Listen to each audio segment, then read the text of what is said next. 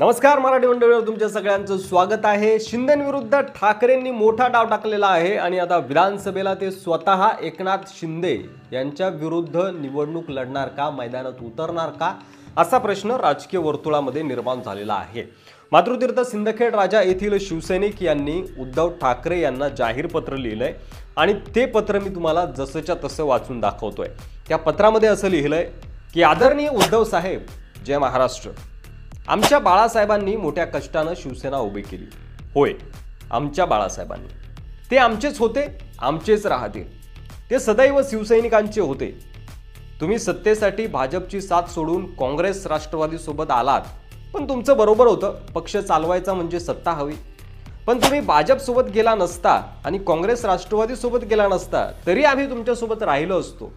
पण तुमचं बरोबर आहे म्हणा, हे आमदार राहिले नसते, ते विकले गेले असते आणि त्यामुळे तुम्ही नाईलाजाने काँग्रेस राष्ट्रवादी सोबत गेलात। मात्र शिवसेना एकजूट ठेवण्यात किंवा नेमकी काय खिचडी तुमच्या माघारी शिजते हे समजण्यात आपल्याला अपयश आलं आणि शिवसेनेची फाळणी झाली। शिंदे आणि त्यांचा गट जेव्हा सुरत गुवाहाटीवरून मुंबईत परत येईल तेव्हा मुंबई विमानतळावर तोडफोड होईल, शिंदेंच्या गाड्या फोडल्या जातील, गद्दारांना रस्त्यात तुडवलं जाईल अशी अपेक्षा आम्हाला होती साहेब। पण तसं काही घडलं नाही। वाघांची मांजर झाली आहे असं कार्टून आम्ही पेपरमध्ये बघत होतो आणि त्याची प्रचिती आम्हाला तेव्हा आली। आणि आता शिवसेना ती बाळासाहेबांची शिवसेना राहिली नाही असं पहिल्यांदा तेव्हा वाटलं। पण याचा अर्थ आम्ही एकनाथ शिंदेंना समर्थन दिलं असं नाही। आम्ही तुमच्या सोबत आहोत। लोकसभेला श्रीकांत शिंदे यांच्या विरोधात आदित्य ठाकरेंना मैदानात उतरवून आपण श्रीकांत शिंदेंना पराभूत करून पहिला बदला घ्याल असं आम्हाला वाटलं होतं, पण तसं झालं नाही। आनंद दिघे यांचे पुतणे केदार दिघे तरी श्रीकांत शिंदे यांच्या विरोधामध्ये मैदान लढवतील आणि गद्दारांना क्षमा नाही असं म्हणत गद्दारांना धडा शिकवतील असं आम्हाला वाटलं होतं साहेब, पण तसंही झालं नाही। हळूहळू गद्दारीचा डाग पुसत चाललाय।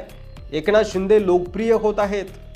मुख्यमंत्री म्हणून ते धडाधड निर्णय घेत आहेत, योजना आणत आहेत, निधी वाटत आहेत। लोकसभेला आपल्याला यश मिळालं ते आम्हाला तरी यश वाटत नाही। 2019च्या तुलनेत शिवसेना खासदारांचं संख्याबळ कमी झालंय हो। असो, तो आमचा विषय नाही। आम्हाला राज्याचं पडलंय।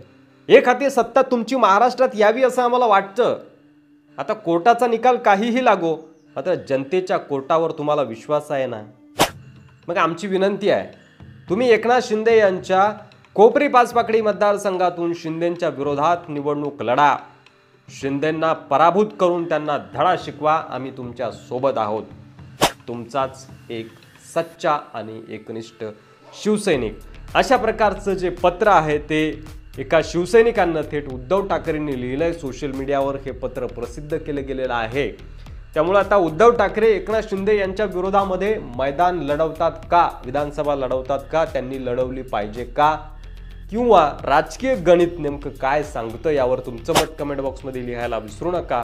आणि असेच माहितीपूर्ण व्हिडिओ पाहत राहण्यासाठी मराठी मंडळीवर नवीन असाल तर सबस्क्राईब करा। पुन्हा भेटू पुढच्या एका व्हिडिओमध्ये। तोपर्यंत रजा घेतो। धन्यवाद। जय महाराष्ट्र।